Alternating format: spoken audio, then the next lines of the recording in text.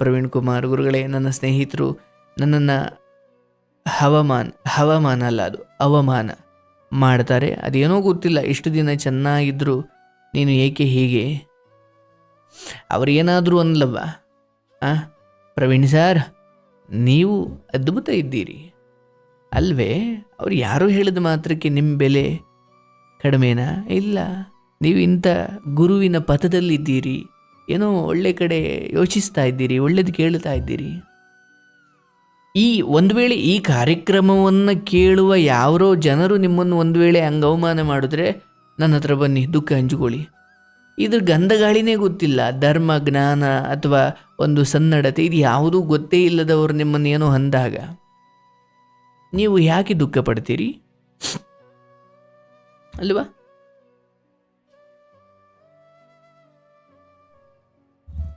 ದುಃಖ ಪಡಬಾರ್ದು. ನಿಮ್ಮ ಅಂದರೆ ಅವರು ಹೇಳ್ದಂಗೆ ಅವ್ರು ಕರೆದಿದ್ದ ಕಡೆ ನೀವು ಹೋಗಿ ಅವರು ಏನೇನು ವಿಚಾರ ಭಾಗವಹಿಸ್ತಾರೆ, ಒಳ್ಳೆಯದು ಕೆಟ್ಟದ್ದು ಎಲ್ಲದರಲ್ಲೂ ನೀವು ಅಪ್ಪ ಅಮ್ಮನ್ನ ಬಿಟ್ಟು ಮನೆ ಬಿಟ್ಟು ಅವ್ರಿನ್ನು ತಿರುಗ್ತಾ ಇದ್ರೆ ನೀವು ಒಳ್ಳೆ ಫ್ರೆಂಡು. ನೀವು ಈ ಕಡೆ ಬಂದಾಗ ಅದಕ್ಕೆ ಹೇಳೋದು, ನಿಮಗೆ ನಿಜವಾಗ್ಲೂ ನೀವು ಅಂತರ್ಮುಖಿಗಳಾದರೆ, ಆಧ್ಯಾತ್ಮದ ಕಡೆ ಗಮನ ಕೊಟ್ಟರೆ, ಸತ್ಯ, ಧರ್ಮ, ಪ್ರಾಮಾಣಿಕತೆ, ಪರಿಶ್ರಮ, ಒಂದು ಡೆಡಿಕೇಶನ್, ಶಿಸ್ತು ಈ ಕಡೆ ಬಂದರೆ ನಿಮ್ಮ ಎಷ್ಟೋ ಸ್ನೇಹಿತರು ಎಲ್ಲ ದೂರವಾಗಿಬಿಡ್ತಾರೆ. ಯಾಕಂದರೆ ಅವರು ನಿಮ್ಮ ಈ ಬದಲಾವಣೆಯನ್ನು ಸಹನೆ ಮಾಡಲ್ಲ. ನನ್ನ ಬದುಕಲ್ಲಿ ನಾನು ಒಂಟಿ ಅಂತ ಯಾಕೆ ಹೇಳ್ತೀನಿ ಯಾವಾಗಲೂ, ಅಥವಾ ನನಗೆ ಹೆಚ್ಚು ಸ್ನೇಹಿತರಿಲ್ಲ, ಬಿಕಾಸ್ ಈ ಹಿಂದೆ ನನಗೂ ತುಂಬ ಜನ ಸ್ನೇಹಿತರಿದ್ದರು. ನನ್ನ ದಾರಿ ಯಾವಾಗ ಈ ಕಡೆ ಒಂದು ಅಧ್ಯಾತ್ಮ ಅಥವಾ ಒಂದು ಸದಾ ನಾಮಜಪ, ಭಗವಂತನ ಸ್ಮರಣೆ ಅಥವಾ ಅಧ್ಯಾತ್ಮದ ವಿಚಾರಗಳು, ಜನರು, ಇವೆಲ್ಲ ಶುರುವಾಯಿತು, ಎಷ್ಟೋ ಸ್ನೇಹಿತರು ಬಿಟ್ಟೇ ಬಿಟ್ಟರು. ಇವತ್ತಿಗೆ ಅವರೆಲ್ಲ ಗೌರವದಿಂದ ಮಾತಾಡಿಸ್ತಾರೆ, ಅದು ಬೇರೆ.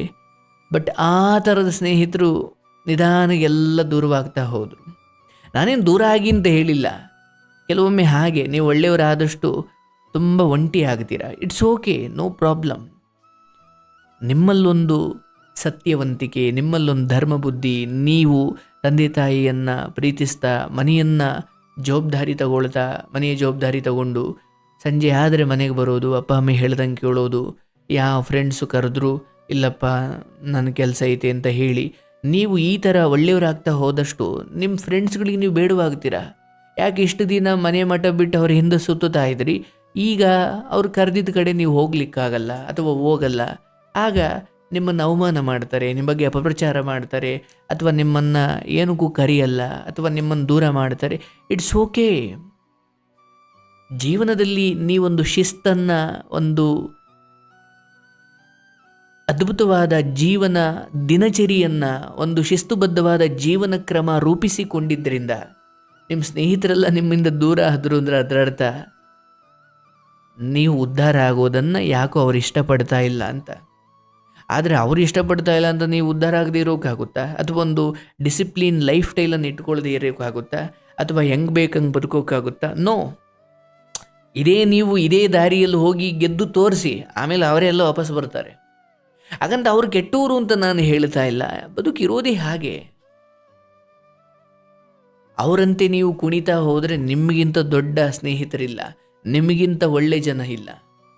ಯಾವಾಗ ಇಲ್ಲ ಕಣ್ರಪ್ಪ ಯಾಕೋ ನನಗೆ ಆಗಲ್ಲ, ನನ್ನ ಪಾಡಿಗೆ ನಾನು ಇರ್ತೀನಿ ಅಂತ ನೀವು ಬಂದುಬಿಟ್ರೆ ನೀವೇ ಶತ್ರುಗಳು, ನಿಮ್ಮ ಬಗ್ಗೆ ಅಪಪ್ರಚಾರಗಳು ಶುರುವಾಗುತ್ತವೆ. ಅದಕ್ಕೇನು ಮಾಡಬೇಕು? ಭಗವಂತನನ್ನು ಸ್ನೇಹಿತನನ್ನಾಗಿ ಮಾಡಿಕೊಳ್ಬೇಕು, ಪುಸ್ತಕಗಳನ್ನು ಸ್ನೇಹಿತರನ್ನಾಗಿ ಮಾಡಿಕೊಳ್ಬೇಕು, ಹೆತ್ತ ತಂದೆ ತಾಯಿಗಳನ್ನು ಸ್ನೇಹಿತರನ್ನಾಗಿ ಮಾಡಿಕೊಳ್ಬೇಕು, ಅಥವಾ ಒಳ್ಳೆಯ ಗುರುಗಳ ಮಾರ್ಗದರ್ಶನದಲ್ಲಿ ಮುನ್ನಡೆಯಬೇಕು. ನಿಮಗೆ ನೀವು ಗುರುಗಳಾಗಬೇಕು, ನಿಮಗೆ ನೀವು ಒಳ್ಳೆ ಫ್ರೆಂಡ್ ಆಗಬೇಕು, ನಿಮ್ಮನ್ನು ನೀವು ಸದಾ ಉತ್ತಮ ಮಾಡಿಕೊಳ್ತಾ ಹೋಗಬೇಕು. ನಿನ್ನೆಗಿಂತ ಈ ದಿನ ನೀವು ಯಾವುದೋ ಒಂದು ಹೊಸ ವಿದ್ಯೆ, ಹೊಸ ಜ್ಞಾನ, ಹೊಸ ವಿಚಾರಗಳನ್ನು ಕಲಿಬೇಕು. ಹೀಗೆ ನೀವು ಉದ್ಧಾರ ಆಗ್ತಾ ಹೋದಷ್ಟು ಆಕಾಶದಲ್ಲಿ ಹಾರಾಡುವ ಹದ್ದು ಕೆಳಗಡೆ ಇರುವ ಎಲ್ಲರನ್ನೂ ನೋಡುತ್ತೆ. ನೀವು ಅಷ್ಟು ಎತ್ತರಕ್ಕೆ ಏರಿದಾಗ ಈ ಜನಗಳೆಲ್ಲ ನಿಮಗೆ ಕಾಣ್ತಾರೆ, ನಿಮ್ಮನ್ನೆಲ್ಲರೂ ಬಯಸ್ತಾರೆ, ನಿಮ್ಮ ಬಳಿ ಬರುತ್ತಾರೆ. ಅದೇ ನೀವು ಎತ್ತರಕ್ಕೆ ಏರಲಿಲ್ಲ ಅಂದರೆ ಇರೋರು ನಾಳೆ ದಿನ ತುಚ್ಛವಾಗಿ ನೋಡ್ತಾರೆ. ಎತ್ತರಕ್ಕೇರುವುದು ಅಂದರೆ ಏನು? ನೊಬೆಲ್ ಪ್ರಶಸ್ತಿ ತಗೊಳ್ಳೋದಾ, ಸಾಧನೆ ಮಾಡೋದಾ, ಅಥವಾ ಏನೋ ಭಾರತ ರತ್ನ ತಗೊಳ್ಳೋದು ಅದಲ್ಲ. ಎತ್ತರಕ್ಕೇರೋದು ಅಂದರೆ ನನ್ನನ್ನು ನಾನು ಅವಲೋಕನ ಮಾಡಿಕೊಳ್ಳೋದು. ನನ್ನ ಮನೆಯ ಜವಾಬ್ದಾರಿ ನಾನು ಹೊತ್ತಿದ್ದೀನ, ನಮ್ಮ ಅಪ್ಪ ಅಮ್ಮನಿಗೆ ನಾನು ಒಳ್ಳೆ ಮಗನಾಗಿದ್ದೀನ, ಅಕ್ಕ ತಂಗಿ ಅಥವಾ ಮನೆಯಲ್ಲಿ ನನ್ನ ಅಣ್ಣನಾಗಿ ತಮ್ಮನಾಗಿ ನನ್ನ ಜವಾಬ್ದಾರಿ ನಾನು ಮಾಡ್ತಾ ಇದ್ದೀನ, ನಾನು ನಿಜವಾಗ್ಲೂ ಒಳ್ಳೆಯ ಸ್ನೇಹಿತರನ್ನು ಇಟ್ಕೊಂಡಿದ್ದೀನ, ಒಳ್ಳೆಯವರ ಸಹವಾಸದಲ್ಲಿದ್ದೀನ, ನಾನು ನಿಜವಾಗಿಯೂ ನನ್ನ ಕಷ್ಟದ ಬದುಕು ನಾಳೆ ಒದಗಿ ಬಂದರೆ ಅದನ್ನು ಎದುರಿಸುವಷ್ಟು ನನಗೆ ಅಂತರಂಗದಲ್ಲಿ ಸತ್ವ ಇದೆಯಾ, ನಾನು ಜೊಳ್ಳ, ನಾನು ನಿಜವಾಗಲೂ ಗಟ್ಟಿಯಾಗಿದ್ದೀನ, ಅಥವಾ ನಾನು ಸೋಲುಗಳನ್ನು ತಡ್ಕೊಳ್ಳುವಷ್ಟು ಇದ್ದೀನ, ನನಗೊಬ್ಬರು ಗುರು ಇದ್ದಾರಾ, ನನಗೊಬ್ಬರು ಒಂದು ಗುರಿ ಇದೆಯಾ, ಹೀಗೆ ನಿಮಗೆ ನೀವು ಪ್ರಶ್ನೆ ಮಾಡ್ಕೊಳ್ಳಿ. ಆಗ ನೀವು ಎತ್ತರಕ್ಕೆ ಹೋಗ್ತೀರಿ, ಆಗ ನೀವು ಉನ್ನತಿ ಆಗ್ತೀರಿ, ಆಗ ನೀವು ಉದ್ಧಾರವಾಗ್ತೀರಿ. ಬರೀ ಸ್ನೇಹಿತರನ್ನು ಸಂತೋಷಪಡಿಸಿ ಅವ್ರು ಕೇಳಿದ್ದನ್ನು ಕೊಡಿಸಿ ಉಣಿಸಿ ತಿನ್ನಿಸಿ ಕೂಡಿಸಿ ಕಡೆಗೆ ಒಂದು ದಿವಸ ಹೊಡೆದಾಡ್ಕೊಂಡು ಚಚ್ಚೆ ಆಡ್ಕೊಂಡು ಅಲ್ಲೆಲ್ಲೋ ಕೊಲೆ ಆಗ್ತೀರಾ, ಬೀದಿಗೆ ಬರ್ತೀರಾ, ಎಲ್ಲ ದೂರ ಆಗ್ತೀರಾ. ಅದು ಬಿಟ್ಟರೆ ಏನೂ ಆಗಲ್ಲ. ಸೊ ಎಲ್ಲರನ್ನು ಪ್ರೀತಿಸಿ, ಫ್ರೆಂಡ್ಸನ್ನು ಬಿಟ್ಬಿಡಿ ಅಂತ ನಾನು ಹೇಳ್ತಾ ಇಲ್ಲ. ಬಟ್ ನಿಮ್ಮ ಕೈ ನಡೆಯೋವರೆಗೂ, ನಿಮ್ಮ ಪರ್ಸಲ್ಲಿ ದುಡ್ಡಿರೋವರೆಗೂ ಎಲ್ಲರೂ ಇರ್ತಾರೆ.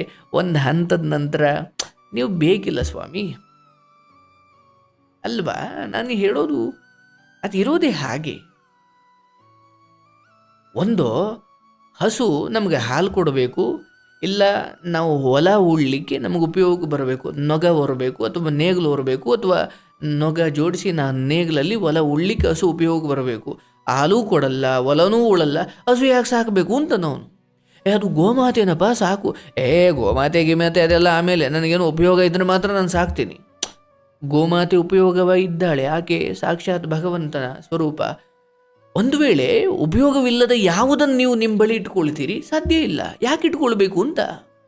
ಹಂಗೆ ಒಂದು ದಿವಸ ದುಡ್ಡು ಖಾಲಿ ಆಗುತ್ತೆ, ಒಂದು ದಿವಸ ಎಲ್ಲರೂ ನಿಮ್ಮಿಂದ ದೂರವಾಗುತ್ತಾರೆ, ನಿಮ್ಮ ಬಳಿ ಏನೂ ಇಲ್ಲ, ನಿಮ್ಮ ಜೊತೆ ಯಾಕಿರ್ತಾರೆ. ಆ ಕ್ಷಣ ಬರಬಾರ್ದು. ಅಂದರೆ ಯೌವನ ಇದ್ದಾಗಲೇ 20, 21, 22 ಇದ್ದಾಗಲೇ ಒಂದು ಗುರಿ ಇಟ್ಕೊಳ್ಬೇಕು, ದುಡಿಬೇಕು, ಸಂಜೆ ಆದರೆ ಮನೆಗೆ ಬರಬೇಕು, ಚಟಗಳನ್ನು ಬೆಳೆಸ್ಕೊಳ್ಬಾರ್ದು. ಆವಾಗ ಮಾತ್ರ ಅಂತ, ಯೌವನದಲ್ಲಿ ಅಂತಲ್ಲ, ಸಾಯೋವರೆಗೂ ನಮ್ಮ ಬದುಕು ಹಾಗೆ ಶಿಸ್ತುಬದ್ಧವಾಗಿದ್ರೆ ಚಂದ ಅಲ್ವಾ.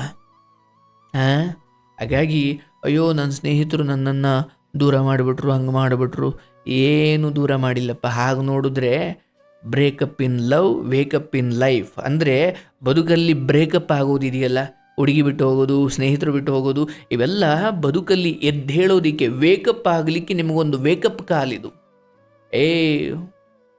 ಕಂಫರ್ಟ್ ಝೋನಿಂದ ಆಚೆ ಬಾ, ಕನಸು ಕಾಣು, ಏನೋ ಒಂದು ಗುರಿ ಇಟ್ಕೋ. ನಿನ್ನ ಸ್ನೇಹಿತರು ನಿನ್ನ ಸಮಯವನ್ನೆಲ್ಲ ತಿಂದುಕೊಳ್ತಾ ಇದ್ರು, ನಿನ್ನ ಲವ್ವರು ನಿನ್ನ ಸಮಯವನ್ನೆಲ್ಲ ತಿಂದುಕೊಳ್ತಾ ಇದ್ದ. ಈಗ ಬಿಟ್ಟು ಬ್ರೇಕಪ್ ಆಗಿದೆ, ಈಗ ನೀನು ಸ್ವತಂತ್ರ. ಅದೇ ಸಮಯವನ್ನು ಏನೋ ಒಂದು ಕೆಲಸಕ್ಕೆ ಕೊಡು, ಏನೋ ಒಂದು ಪಾರ್ಟ್ ಟೈಮ್ ಜಾಬ್ ಮಾಡು, ಏನೋ ಒಂದು ದುಡಿಮೆ ಮಾಡು. ಸೊ ಈ ರೀತಿಯ ದೃಷ್ಟಿಕೋನ ಇಟ್ಟುಕೊಂಡು ನಮ್ಮ ಬದುಕಲ್ಲಿ ನಡೆಯೋ. ನಿಮ್ಮ ದೃಷ್ಟಿಯಲ್ಲಿ ಅದು ಅವಮಾನ ಆದರೆ ನನ್ನ ದೃಷ್ಟಿಯಲ್ಲಿ ಬದುಕನ್ನು ಉತ್ತಮ ಮಾಡಿಕೊಳ್ಳಿಕ್ಕೆ ನಿಮಗಿನ್ನೂ ಹೆಚ್ಚು ಸಮಯ ಸಿಗುತ್ತು.